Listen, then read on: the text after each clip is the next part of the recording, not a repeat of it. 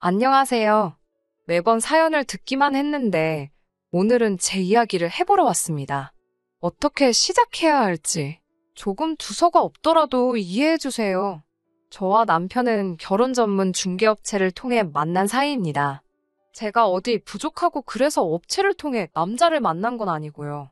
저와 가치관과 성향이 비슷하면서도 어느 정도 조건도 잘 맞는 그런 남자를 주변에서나 지인을 통해서는 찾기가 쉽지 않더라고요. 괜히 시간 낭비하는 것도 싫고 여러 가지로 업체를 통하는 편이 저에게 유리하겠다 싶어 내린 결정이었습니다. 그렇다 보니 저와 남편의 조건을 이야기하고 제 사연을 시작하는 게 좋을 것 같네요. 일단 저희 친정부모님께서는 서울에서 한의원을 운영하고 계십니다. 서울의 한의원이 한두 개는 아니지만 그래도 제법 이름난 한의원을 하고 계세요. 저는 현재 중학교에서 영어를 가르치고 있습니다. 재벌은 아니어도 비교적 유복한 환경에서 어려움 없이 자랐고 그 점에 있어서는 항상 부모님께 감사하는 마음이에요. 업체를 통해 남편을 소개받을 당시 남편의 부모님은 사업가라 했습니다. 그리고 남편은 진급을 앞두고 있던 구급 공무원이었고요. 솔직히 말해서 이전에 업체에서 주선해 주었던 남자들과 비교했을 때 남편의 조건이 특출나게 나은 건 아니었지요. 하지만 그럼에도 불구하고 남편과 부부의 연을 맺게 된 건 남편의 성실하고 우직한 성격이 제 마음을 사로잡았기 때문이에요. 하지만 막상식을 올리고 나서 남편에 관한 많은 것들이 거짓이었음을 알게 되었습니다. 일단 어머님 아버님이 사업가라는 건 그건 참 사업장의 규모라던가 직원 등을 제가 좀 더 꼼꼼히 따져봤어야 하는데 업체 말만 듣고 대수롭지 않게 넘긴 것이 화근이었어요. 아버님이 말씀하신 사업이란 건 아버님 자신과 어머님까지 포함하여 총 직원 수 4명의 가게였지요. 제가 남편에게 왜 처음부터 솔직히 말하지 않았냐 물으니 사업이라는 게 눈에 보이는 게 전부가 아니랍니다. 어떻게 결혼 전에 이런 걸 눈치채지 못했을 수 있냐? 만약에 그렇게 물어보신다면 저도 억울하지만 할 말이 있습니다. 저와 남편은 일단 반반 결혼을 했어요. 제가 먼저 반반 결혼을 하자고 했고요. 괜히 시작부터 도움을 받고 그걸로 발목 잡혀 이리저리 끌려다니며 살기 싫었거든요. 물론 친정부모님께선 그래도 남자 쪽에서 집을 해오고 우리 쪽에서도 혼수랑 예단을 그 수준에 맞춰서 해가면 소위 끌려다닐 일은 없을 거라고 하셨지만 그냥 깔끔하게 저는 제 능력으로 남편은 남편 능력으로 그렇게 두 사람이 힘을 합쳐 시작하면 일이 훨씬 편하지 않겠나 싶었거든요. 그래서 소위 시부모님의 재력을 엿볼 기회가 없었네요. 아무튼 지나간 일을 탓해서 무엇하겠나 싶어 이미 결혼식은 올렸고 앞으로 잘 살면 된다고 생각했습니다. 그래서 남편에게도 지난 일을 문제 삼아 흠을 잡거나 따져묻거나 그런 행동은 하지 않았어요. 하지만 오히려 제가 너무 순순히 단념을 해서 그랬던 건지 결혼한 지 한 달도 채 되지 않아서부터 어머님께서 자꾸 저를 자극하시더라고요. 처음 시작은 보약이 문제였습니다. 원래도 체력이 좋은 편이 아닌데 결혼을 하고 나니까 체력이 더 떨어지는 게 느껴지더라고요. 부모님과 같이 살 때는 솔직히 제 몸 하나만 신경 쓰면 됐지. 제가 살림이며 요리며 할 이유가 없었어요. 집에 일을 도와주러 오시는 분도 계셨고. 그런데 결혼을 하고 나니까 해봤자 티도 안 나는 그렇지만 안 할 수 없는 잡다한 일들이 많더라고요. 그렇다고 남편이 아예 살림을 모른 척 한 거는 아니에요. 그 사람도 그 사람 나름대로 하기는 했는데 그 사람도 안 하다 하는 일이라 그런지 한다고 해놓은 걸 봐도 제 성에 차질 않았습니다. 제가 독박 살림을 했다 뭐 그런 건 아니지만 그래도 결국엔 제가 해야 하는 일이 많았어요. 그렇다 보니 순식간에 3kg도 넘게 빠졌고 그런 제 모습을 본 친정부모님께선 걱정을 많이 하셨지요. 당장이라도 일하는 사람을 하나 쓰라며 친정어머니께서 야단이셨지만 솔직히 어쨌든 처음으로 독립을 했고 제 살림이다 생각하니까 남의 손을 빌리기가 싫더라고요. 그러자 친정아버지께서 그러면 보약이라도 한 채 해주겠다 하셔서 그럼 그건 감사히 먹겠다 했습니다. 그렇게 보약 한 채를 받아서 집 냉장고에 넣어뒀어요. 그런데 며칠 뒤 하루는 연락도 없이 어머님께서 오셨습니다. 사실 어머님 아버님은 당신들이 속인 게 절대 아니라며 업체 탓을 하셨지만 업체에서는 업체대로 어머님 아버님이 자기들을 속였다며 서로 탓을 하던 상황이었거든요. 제 추측이지만 이후로 어머님께선 제가 그 일로 인해 당신이나 아버님 혹은 남편을 무시하는 건 아닌지 아주 눈에 쌍심지를 켜고 저를 감시하는 것 같더라고요. 그래서 아무 때나 연락하시고 찾아오시고. 하지만 어찌됐건 남편과 결혼을 결심한 건 제가 내린 선택이었고 저는 제 선택에 책임을 지는 성격이었기 때문에 어머님의 행동들이 이해가 되질 않았네요. 아무튼 그렇게 찾아오신 어머님께서는 마치 제 흠이라도 잡으려고 작정이라도 하신 듯 화장실이며 부엌이며 다 살펴보기 시작하셨습니다. 당연히 마음에 안 드셨을 거예요. 남편이나 저나 일이 많아서 청소고 뭐고 할 정신도 없었고 그저 사람 사는데 이 정도면 됐다 싶은 수준만 유지하고 있었으니까요. 그리고 아니나 다를까 냉장고를 열어보신 어머님께서는 혀를 차셨습니다. 어떻게 가정주부가 냉장고를 이렇게 텅텅 비워둘 수가 있냐며 잔소리를 하시길래 어머님 제가 전업이 아니고 일을 하지 않냐며 대꾸를 했어요. 오히려 퇴근은 남편보다 제가 더 늦는다고요. 그러자 어머님께선 그러면 아침에 일찍 일어나면 되지 않냐고 하시더니 아니면 너네 엄마한테라도 해달라고 하라시는 거예요. 황당해서 저희 어머니도 일하시지 않냐고. 그러지 말고 어머님이 좀 해주세요. 그랬습니다. 어머님은 점심 드시고 출근하시니까 오전에는 시간 많으시지 않냐고요. 그러자 어머님께선 어이가 없다는 듯 저를 쳐다보시더니 어떻게 며느리가 시애미한테 반찬해달라는 소리를 하냐며 참 뻔뻔하답니다. 그리고는 다시 냉장고를 살피시더니 신성칸에 넣어둔 제 한약을 발견하시고는 이게 뭐냐고 물으시대요. 잠시 거짓말을 할까 생각도 했지만 저희 아버지가 저 먹으라고 해준 건데 거짓말할 이유가 있나 싶어서 순순히 말씀드렸어요. 제가 몸이 안 좋다 하니 아버지가 지어주셨다고요. 그러자 어머님께서는 정말 똥 씹은 얼굴을 하시더니 일은 너만 하냐고 물으시대요. 제가 그게 무슨 소리냐는 표정으로 어머님을 쳐다보니 네 남편은 노냐고 남자가 더 피곤하지 여자인 네가 나가서 일을 하면 얼마나 한다고. 어머님의 무식한 소리에 어이가 없었지만 저는 공손한 자세로 그러면 어머님께서 남편 보약 한제 해주시라 대답했습니다. 그러자 어머님께선 아니 장인이 한의사인데 그걸 돈 주고 왜 지어먹냐입니다. 어이가 없었지요. 막말로 어머님이 저희 아버지한테 무슨 보약을 맡겨놓으신 것도 아니고 칼만 안 들었지 날강도라는 말을 이럴 때 쓰는 건가 싶었거든요. 하지만 어머님하고 그런 거 따져서 뭐하나 싶어서 알겠다고 아버지께 말씀드려서 김서방 보약도 해드리라고 하겠다 했습니다. 어머님께서 돌아가신 후 아버지께 연락을 드려 방금 있었던 일을 말씀드렸습니다. 그러자 아버지께서는 오히려 당신이 센스가 없었다며 김서방이 많이 서운해했을지 걱정을 하시더라고요. 그래서 그런 걸로 서운해할 사람은 아니라고 말씀드렸지요. 아버지께서는 내친 김에 사돈들 보약도 해드려야겠다며 저더러 시부모님께 잘하라 하셨습니다. 사실 처음에 시댁이 조건을 속인 게 드러났을 때 저희 친정부모님께서도 많이 속상해하셨어요. 결혼 중개업체를 고소를 해야 하는 거 아니냐는 소리까지 나왔으니까요. 하지만 결국엔 저처럼 저희 친정부모님께서도 꼼꼼히 살피지 못한 당신들을 탓하셨습니다. 솔직히 지금 와서 생각해본들 의미는 없지만 저희 어머님 아버님, 특히 어머님께서 작정을 하고 저와 저희 부모님을 속인 게 아닌가 싶기도 해요. 처음 인사를 드리러 갔을 때도 집이 아닌 모 호텔에서 보자고 하셔서 시부모님이 사시는 집을 결혼 전까진 한 번도 가볼 수 없었고요. 만날 때마다 비싼 옷을 입고 명품백을 들고 나오셨는데 그게 짝퉁이거나 지인에게 빌린 것들일 거라곤 누가 상상이나 할 수 있었겠어요?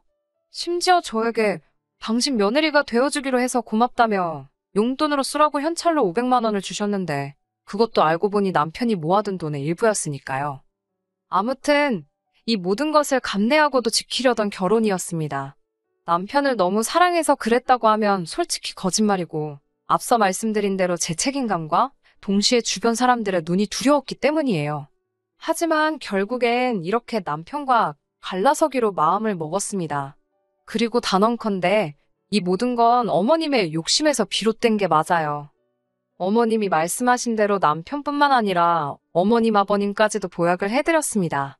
솔직히 이 정도 갔으면 시댁에서도 저희 부모님께 최소한의 성의 표시는 해야 한다고 생각했지요.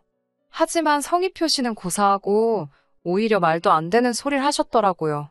며칠 뒤 친정어머니께서 전화를 걸어오셨습니다. 방금 사돈이 왔다 가셨다며 알고 있었냐고요. 저는 전혀 몰랐다고 혹시 무슨 일이라도 있었는지 여쭙습니다. 그러자 친정어머니께서 몹시 불쾌한 목소리로 충격적인 이야기를 털어놓으셨어요. 저희 시어머니께서 5사람치의 보약을 주문하셨답니다. 신우가 시집을 간다는데 그 예비 시댁에 선물할 거라면서요. 어이가 없는 건 그 한약을 모두 공짜로 해달라고 그랬답니다.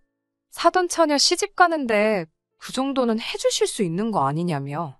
듣고 있는데 진짜 어이가 없더라고요. 저는 일단 친정어머니께 그 부탁 안 들어주셔도 된다고 절대로 내리지 마시라 했습니다. 하지만 친정어머니께서는 마음 같아선 당연히 안 해주고 싶지만 그랬다가 당신 딸 그러니까 제가 미움이라도 사면 어쩌나 싶어서 걱정이라셨어요. 그런 어머니께 저는 다시 한번 제가 어머님과 잘 이야기할 테니 마음 쓰지 마시라고 말씀드렸고요. 분한 마음을 삭히고 있는데 퇴근한 남편이 집에 들어오대요. 저는 남편더러 시댁에 가자고 했습니다. 그러자 남편은 연락도 안 드리고 이렇게 가면 어머님께서 안 좋아하실 거라고 이제 막 퇴근하고 들어오셔서 피곤해하실 거랍니다. 저는 됐다고 어머님도 아무 때나 오시니까 그냥 가자 했습니다. 상황이 심상치 않음을 느꼈는지 남편도 저를 더는 말리지 못하더군요. 그렇게 차로 30분 정도 달려 시댁에 도착했습니다. 어머님께서 어이가 없다는 듯 현관을 열어주셨어요. 피곤하신 거 안다고 저희도 피곤하니 본론만 말씀드리겠다 했습니다. 그러자 어머님께선 제가 말하는 태도를 흠잡아 벌써 한마디 하려고 하셨지만 제가 먼저 말을 이어갔어요.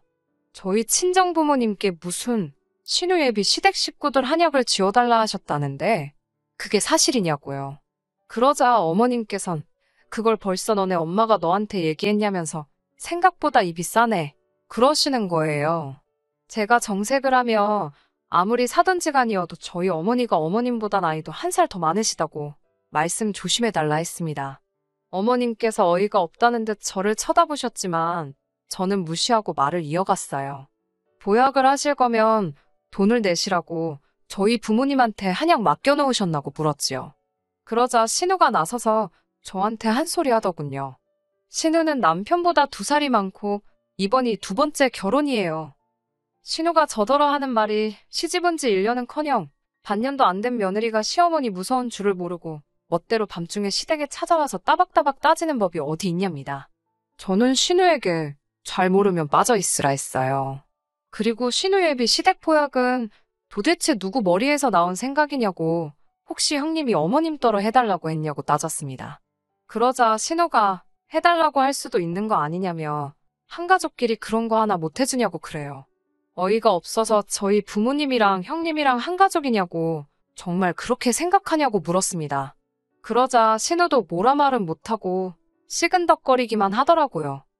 집으로 돌아오는 길에 남편이 저에게 말을 붙이대요.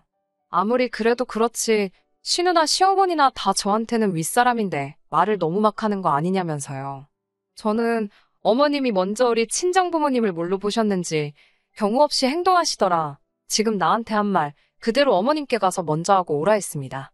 그리고는 그렇게 못할 것 같으면 내 편 못 들 것 같으면 가만히 중간이나 잘 지키고 있으라고 써붙였네요.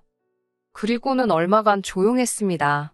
어머님이 화가 단단히 나셨는지 연락이 없으셨는데 그게 그렇게 편하더라고요. 물론 그 평화가 오래가지는 않았지만요. 퇴근 준비를 하고 있는데 친정어머니께서 이게 무슨 일인지 모르겠다며 연락을 해오셨어요. 무슨 일인가 들어보니 어떤 가족이 와서는 저희 아버지가 지은 한약을 먹고 온몸에 두드러기가 났다며 난리를 치더랍니다. 그런데 먹다 남은 거라며 들고 온 한약 봉지를 보니까 저희 부모님 한의원 게 아니더래요. 그런 한약은 만든 적이 없다고 하니 믿질 않아서 실제로 한의원에서 쓰는 봉지를 다 보여주고 난리가 났었다고요. 그 가족이 저희 부모님 한의원을 고소하겠다 하길래 그러라 했답니다. 듣고 있는데 어이가 없어서 정말 이 한의원에서 직접 산 게 맞는지 물어보셨냐니까 선물 받았다고 하더랍니다. 그러면서 그 사람들이 선물 받을 때 받은 명함이라고 보여주길래 사진을 찍어뒀다며 저에게 그 사진을 보내주셨어요. 그런데 사진을 확인한 순간 이 모든 일이 어떻게 벌어진 일인지 퍼즐 조각이 맞춰지더라고요. 그 명함은 제가 어머님께 드린 거였습니다. 언젠가 어머님이 부모님 한의원 명함 좀 달라시길래 급한 대로 제가 가지고 있던 걸 드렸거든요. 그런데 그 명함이 처음에 시범으로 몇 장 뽑았던 거라 전화번호 하나가 잘못 나와서 제가 임의로 수정을 해놨었지요. 그런데 사진 속 명함이 바로 제가 수정한 그 명함이더라고요. 저는 바로 시댁으로 달려갔고 아니나 다를까 어머님께서 절 붙들고는 잘 왔다며 저 때문에 지금 사단이 났답니다. 그게 무슨 말씀이시냐 하니 하시는 말씀이 저희 집에서 보약은 안 해준다 하지. 그런데 신우예비 시댁에는 보약을 해서 보내겠다고 호언장담을 했지. 결국 고심 끝에 인터넷에서 보약을 사셨다대요. 그리고는 신우예비 시댁에다간 저희 부모님 한의원 명함을 같이 주면서 이 사람들이 당신 사돈인데 아주 신경 써서 만들었다며 선물을 하셨다는 거예요. 한마디로 원산지도 모르는 어디 싸구려 한약재에다 저희 부모님 이름을 판 거지요. 너무 화가 나고 속상해서 어머님께 어떻게 그러실 수가 있냐고 따졌습니다. 어머님께선 미안하게 됐다면서도 그러면 넌 네 신우가 시집도 못 가고 저렇게 평생 혼자 늙어 죽었으면 좋겠냐입니다. 그런 어머님의 뻔뻔한 태도에 전 할 말을 잃었고 어머님께서는 기왕 이렇게 된 거 한 번만 더 신세 좀 지자시대요. 어처구니가 없어서 뭐라 대꾸도 안 하고 있는데 하시는 말씀이 저희 부모님 떨어 그 남자 식구들한테 선물 받은 그 한약은 당신들이 지은 게 맞다고 좀 해달래요. 곧 나을 거라는 말도 좀 해주고요. 말 같지도 않은 어머님의 말씀에 정말 뭐라 해야 할지 저는 어머님께 제정신이시냐 했습니다. 같이 있던 신우가 저더러 그러니까 그깟 보약 좀 해주는 걸로 왜 치사하게 굴어서 일을 이렇게 복잡하게 하냐고 따지대요. 저는 신우한테 분수에 맞는 사람이나 만나라고 괜히 네 부모 등골 빼먹지 말라고 쏴붙였습니다. 어머님께도 저희 부모님 이름 한 번만 더 파시면 가만히 안 있는다고 명예훼손으로 고소할 거라 했어요. 아마 어머님이 하신 행동이 법적으로 한두 개만 걸리는 건 아닐 거라고. 그러니 저 열받게 하지 마시라고도 했지요.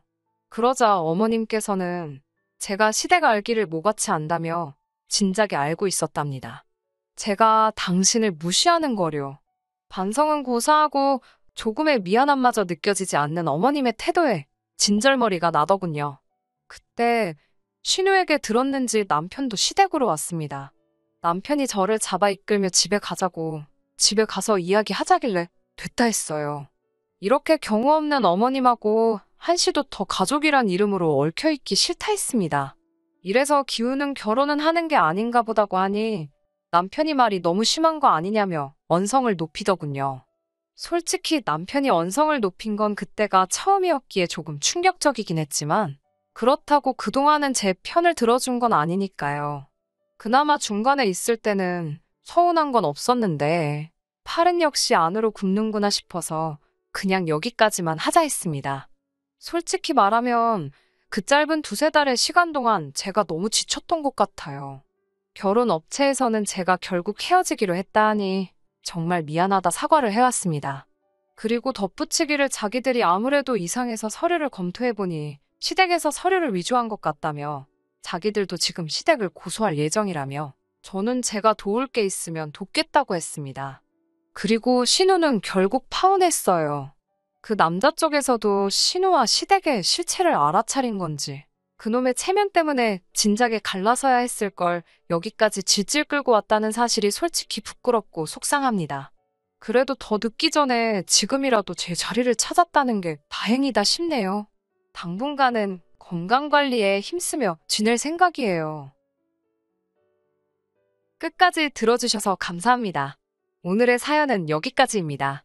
구독과 좋아요, 알람 설정 부탁드리고 더 좋은 사연으로 다시 찾아뵙겠습니다. 감사합니다.